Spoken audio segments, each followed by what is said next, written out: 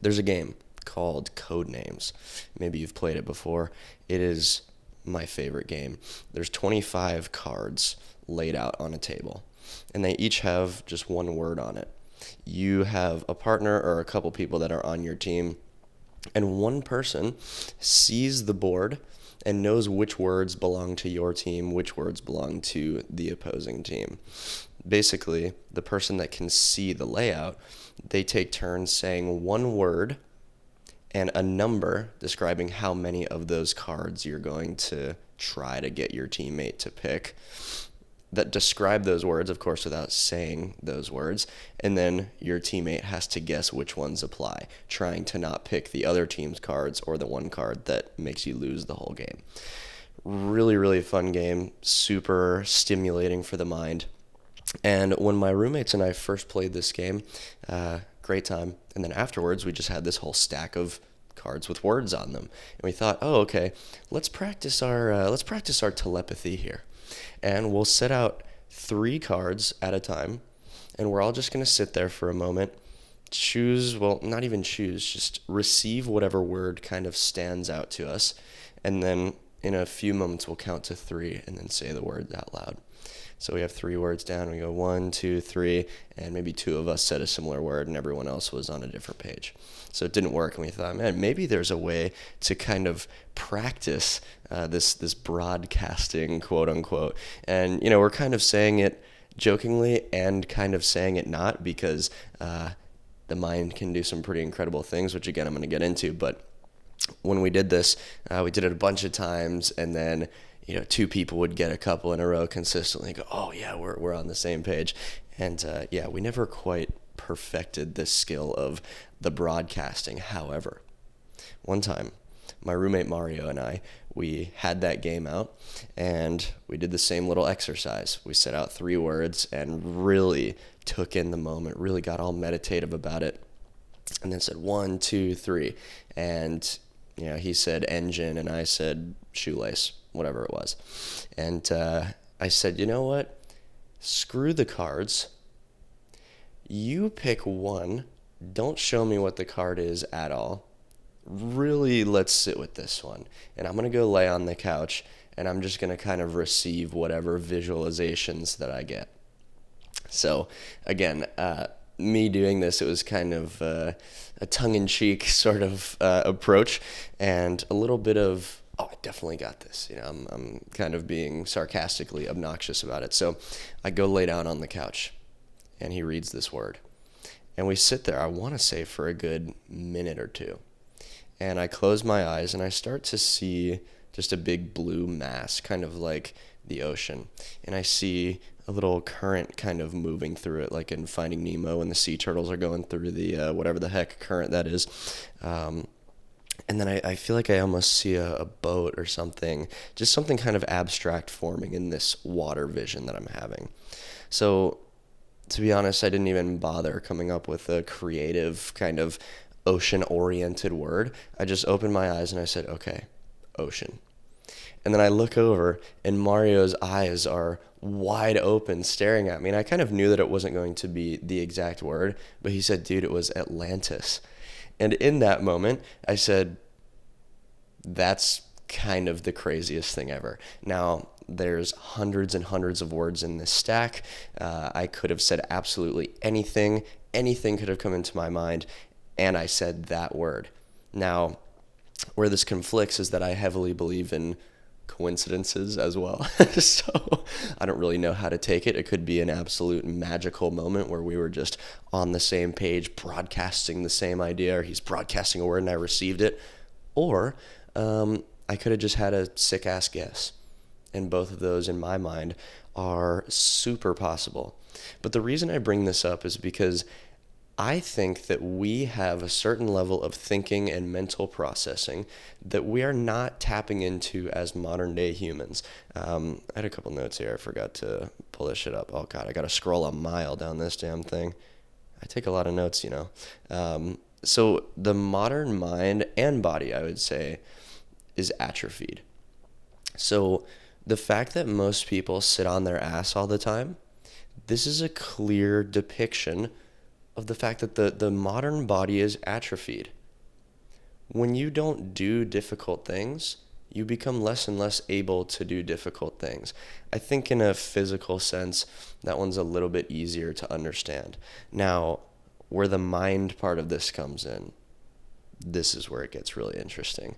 So you think about this idea of telepathy, for example. I'm pretty certain that I believe that that's a thing. There's a lot of accounts of all kinds of things. So I don't typically use other people's testimonials for much to dictate my own experience or my own beliefs. But I've witnessed enough things and I've had enough coincidences and saying something, making a joke, thinking the same thing as people I spend a lot of time around to think that, okay, I don't think this is magic. I don't think telepathy is magic, but I do think that it is being on the same wavelength or kind of on a similar vibration of taking in the world around you and a similarity in how you process that information. And then it really spikes the likelihood of thinking or saying the same thing at the same time. But again, I don't want to paint this too simplistically because I feel like there is an abstract part of the human mind that we do not know how to tap into, or most people don't know how to tap into. One reason I think this is the case is because of language. Now, as somebody who literally speaks for a living, doing this podcast, social media, working with clients, my whole job is to speak my mind and try to do it very well. However, I think language, humanity-wise, kind of screwed us because I want to say before we were able to use words to communicate, what the hell were we doing?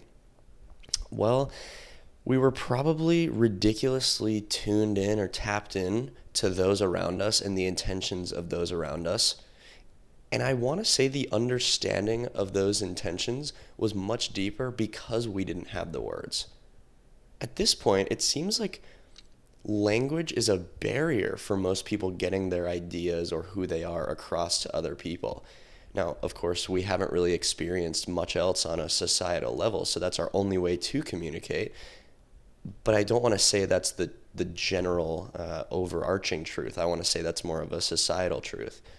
You know, when you have you're in a situation with your best friend, and you don't even have to say anything, but something happens and you can just look at each other and know exactly what you mean or how you took that or how it referenced a joke that you guys always make or this person that you guys don't like, that person looked exactly like. It's just these sorts of things. Again, it's recognition of patterns and things that have happened and making the same jokes and spending time together. But again, I think it goes a little bit further than this when we talk about the general human ability to communicate without words. So again, it feels like words are an obstacle to the intention. Because I'm sitting here right now, I would say I've already recorded this podcast 1,000,000 times over. You know, my mind, my communication with myself, which isn't necessarily language-based, sometimes it is, but my communication with myself is 1,000,000 miles an hour. Everything that I have notes about, everything that I'm going to talk about in this episode, I've already had that conversation with me 1,000,000 times in the last second. You know what I mean? So the mental processing just gets flattened by having to use words to communicate that. Again, maybe this is a little bit out there, kind of woo-woo, but I don't know if I agree with that being the case because it very much seems like our minds are not even tapped into but a tenth of the way. And I think there's actually science to that, that we use 10% of our brains or something like that. Okay, I want to look this up real quick. How much of our brains, I'm typing with one hand here, guys, do we actually use? Okay, fact checking myself here. So I think it's saying we do not just use 10%. Okay, yeah, but who's telling us this? Big brain surgeon? No, I'm just kidding. Myth debunked. Okay, so real time debunking my own myth here. The 10% myth likely originated in the early 20th century, potentially stemming from misunderstood research. Ugh, unbelievable. Now, okay, high energy consumption. Despite making up only 2% of body mass, the brain consumes about 20% of the body's energy. Evolution would not sustain such an energy expensive organ if 90% was unused. Okay, so I think this is talking about literal energy, it seems. I guess what I'm more interested in would be the potential for growth and understanding. The energy thing, I guess, is really confusing me here. But again, I don't want to take that as, oh, I guess our brains have already reached the potential that they can be at, because it really does not seem like that's the case. I mean, why are some people just seemingly dead and they don't do anything and their brain isn't even turned on, and then some people are processing the most information you could possibly imagine, and even when that person goes to sleep, their brain probably does some crazy stuff and processes some insane dreams and brings some person they saw 4 years ago into their dream. I don't know. There just seems to be another plane of mental processing that humans are not quite tapped into, generally speaking. Also, fun fact, did you know that you can't just fabricate a face in your dream? If you see somebody in a dream, that means you've seen that person. Maybe this is just another myth, but I've heard that a couple times, which is pretty nuts. But all this to say, I think language might be more of a barrier than it is a pure connector of human intention. Even though I value language very highly, I try to refine my use of the damn thing. There just seems to be something a little bit deeper than that. So the more of the body focus, back to that, physically speaking, soft conditions make soft people. And then even mentally, using that same kind of framework, simple conditions breed simple minds. I think when we are exposed to difficult things, our body becomes more resilient to difficult things, more capable. When our minds are exposed to more complex ideas, our minds can handle more complex ideas. So I love the thought of raising a kid and just putting them through healthy resistance and healthy difficulty, because if they just face that as a normal thing, it's not going to be some negative relationship with doing hard things. And even physically speaking, I mean, if my kid's just going to run around barefoot all the time, he's probably going to have some tough ass feet, and that's pretty damn cool. So when you are exposed to that, especially as you're growing up, you kind of match your environment. Again, this is physically and mentally. I'm not going to oversimplify things for my kids. If they ask me a question, oh, what is this? I'm going to explain the whole damn thing. It's funny, with other people's kids, I feel like I don't have a world of patience, because, when someone else's kid is annoying, it makes me frustrated at that kid's parents, because I'm going, why did you make an annoying kid? I'm kidding, kind of not. But with my own kid, that will be the largest expense of my patience in the best way possible, because when a kid asks, oh, what does this mean? And the parent just says, you wouldn't get it, you're too young. That's damn near a crime right there. If my kid is asking me some cool ass shit, I'm going to say, well, you better buckle up, because I'm going to explain the whole thing to you, even if they don't understand. But guess what? When you treat a kid like they understand, they probably freaking do. And most really young kids today, I think, are, well, probably ever, young kids in general are smarter than most old-ass people, because old-ass people lose their creativity, their open mind for new ideas. That's not really that smart and adaptable. Kids take in everything and consider and are interested. That's really smart. So yeah, soft conditions lead to soft people. Simple ideas lead to simple thinking. When we expose ourselves to some more, we can handle some more. So mindset, really this comes down to mindset. And again, the reason I'm thinking about this is because I can feel a little bit of that congestion coming on. Maybe you can hear it in my voice right now. But my mindset around sickness, quote unquote, is just no. Absolutely not. That's not the kind of person I am. So our minds, the way that we frame the world around us, that is going to dictate our behavior. So if you think something, you're probably going to act in your life somewhat based on the way that you think about that thing. So if I have a really cynical view on relationships, well, then every new person that I meet, I'm going to have that framing. And it's going to change my tone of speaking. It's going to change my desire to connect with somebody and understand them. That's going to have a poor impact on my relationships. I think people think that their mindset doesn't really make any difference. That, oh yeah, if I just change the way I think, then the world around me is going to change. It seems a little bit far-fetched, especially when you're dealing with something really difficult. But again, you change the way you think, you change your mindset, that changes your behavior, that changes the people you end up being around, that changes your work ethic, it changes literally everything. I think today we just have this expectation of, I want to make one change and then my problem is going to be solved. Usually we have to invest in kind of a rewardless sort of work or effort, and then that turns into the thing that makes your life better in more of a holistic way, but it's not just a problem-solution kind of relationship like we expect. So the info processing, it changes the way that you move around the world, and this is the core of manifestation, prayer, whatever the hell other words there are for literally the same exact thing. And I don't mean to oversimplify it in that way, because I think especially in a religious context, prayer versus manifestation is kind of, no, prayer, I'm talking to God, and manifestation, is just woo-woo hippie spiritual people just saying that things are going to happen in their life. If I could just be kind of blunt here, it's literally the same exact thing. The religious combo, I feel like that could go many hours long, and it's better in a dialogue instead of a monologue, so maybe I'll save that for another time.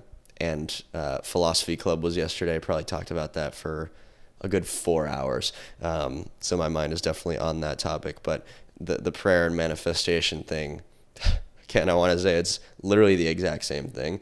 It is you interacting with your subconscious, asking for something, praying for something, creating a mental fixation on an outcome, focusing on a change, focusing on something you would like to see evolve within yourself, whatever it might be. Then, when you pray or manifest better relationships, well, geez, you probably start watching content about it. And then you start listening to more people that are kind of well-versed in relationships. And then you hear some good ideas. And then those get baked into your mind because it resonates with you. And then you start to think about it more. And it's more of a framing for you. And then every conversation that you have, those ideas come into your mind and you change your behavior. Well, now 6 months down the line, after praying for better relationships, you've now implemented new ways of thinking, new ways of communicating with people. You probably have more of a, effort sort of drive when it comes to relationships and showing up positively, keeping that good mental framing. You have awesome folks around you, and then your manifestation came true, or your prayer got answered. To me, it is a very simple change of mindset, change of behavior, change of environment leads to different outcomes. It leads to a change in your life, often in a very, very substantial way.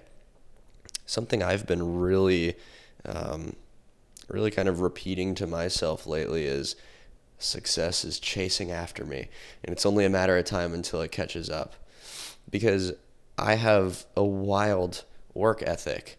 I have wild discipline. I have wild confidence. But when I still spend time kind of beating my head against the wall with the things that I want to achieve, and I'm just clawing after it, it's not very aligned with the fact that, look, I'm doing all of the things. Why would I add the mental pressure? instead of just backing up from beating my head against the wall and walking through the door that's right next to me, which is metaphorically kind of letting go, and not letting go in the way of, oh, I'm just going to let things happen. No, to earn that kind of thinking, you have to actually do shit. But when I look at my own life, I'm going, oh, I do all of the shit. So why would I worry like somebody who isn't doing anything? Which is funny, because most of the people that don't do anything, they have kind of that better let go mentality. So if the high performers, high octane kind of people could just adopt the thinking of lazy ass people, not in every single way, but in this way, you kind of know what I mean, then things really start to happen. And I can already see it. I'm not just pure outcome based, but I can see how this change of mental framing for myself has actually made a difference. And I think where this really ties in pretty strong too is identity. So when you think of yourself as somebody that is going to be successful, that takes obstacles as a good challenge and you overcome them, again, this compounds into crazy, crazy changes. And I keep bringing up this sickness thing because when it comes to your physical health, I mean, that's an identity as well. You think when I feel a little congestion in my nose that I just go, uh-oh? Hell no. I go, looks like my nose is inflamed a little bit, but I don't get sick. I don't fall into that pit of laying in bed for 5 days because I have a great relationship with my body. I feel pretty connected to my brain and my mind in the sense that, okay, well, that's what's creating this physical response of inflammation or feeling sick. So I'm going to control this in a different direction. I'm going to be positive about the state of my body. And gosh, I want to say maybe a few weeks ago, I felt a similar little thing coming on. And all my roommates, they were kind of joking with me going, oh, dude, you're getting sick, and trying to, combat this positivity I was having. They were joking, obviously. Then I said, no, not going to happen. Then woke up the next day, felt totally fine. And so the identity behind this is I am not that person. And you might think that that's ridiculous, but whatever, dude. You know what I mean? If it works, if your ability to speak, speak betterment, speak health into your life, if that's there, if that works, then why would you not do that? And again, it feels like this is just wishful thinking. But if we go back to what I was talking about before, this untapped potential of the human mind, I don't think it's actually that unreasonable. I think there is really, really something to it. Because I think right now, if I chose to get sick or something for the next week, I could do that. But instead, I realized the standards that I uphold. I realized the expectations that I have. Last night, when I felt that coming on a little bit, I'm going, well, I'm still going to wake up. I'm still going to get in the ice bath. I'm still going to go for my run. I'm still going to cook all my meals, film my podcast, do all of my things, reset for the week, whatever it might be. And my body is ready to do that. Is it always going to be easy and perfectly smooth? No. But I have a mental framing that places that in a healthy context. I keep my mind in check. My body stays in check because of it. Also, the same thing happens inversely. When you keep your body in check, that keeps your mind in check. So it's this whole system to it. But the identity thing, holy cow, that is such a strong one. So I wanted to talk about this sickness thing because I feel like it's just a great example of this mindset conversation. So preventing sickness, I'm no doctor, but here are a couple of things that I do to approach this when you feel something coming on a little bit. My note here, literally say no. So you feel your body starting to get overwhelmed and you kind of sniffle a little bit and the breathing gets a little weird. I just go, no, we're not doing that. We're not going to become sick because of all of the things that I just explained. Literally saying no, taking control of your body. again, in drastic cases, I mean, you're not going to get your leg cut off and then go, oh, well, nope, not doing that. But your mind and your body and kind of an immune system context, it's not just a mindless sort of thing that happens to your body. I think you have something to do with the condition of yourself, again, in a very reasonable sense. Leg gets cut off, you're not just going to regrow one. Give me a break here. But I think there's something to that. Practically speaking, sleep like crazy, because some amazing things happen when you're asleep. And if you don't rest and you keep overworking your body, well, there is this physical implement of, that's not going to be very helpful. Your body's not going to have the time and space to kind of recover and remedy the start of some inflammation or some sickness you might feel. But yeah, I mean, sleeping like crazy, that's always a big priority of mine. I think I went to bed at 8 o'clock last night, or maybe 8:30.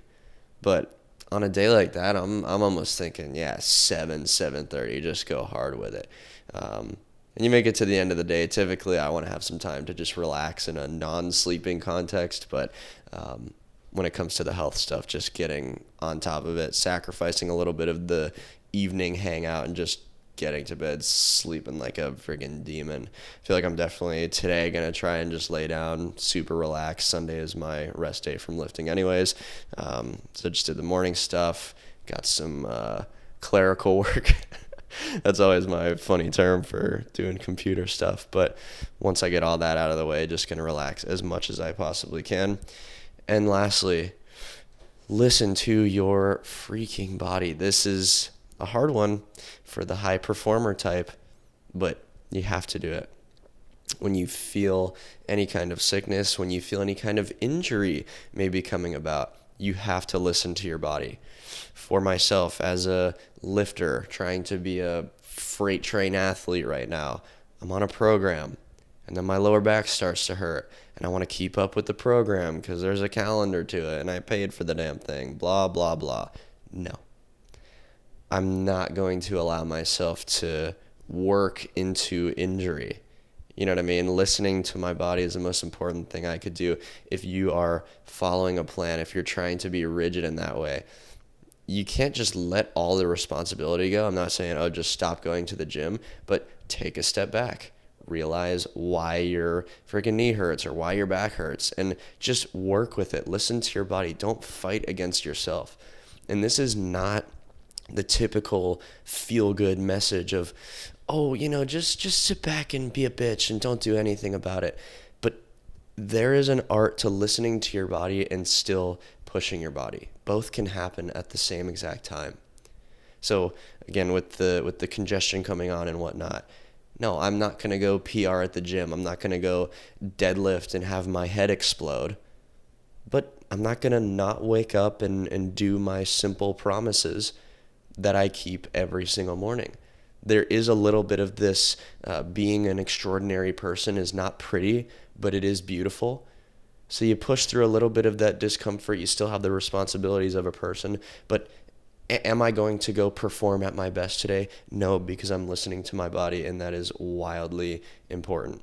So hopefully from listening to this, you can kind of feel some motivation to tap into your mind's potential, because I guarantee that you are not tapping into the whole thing, nor am I.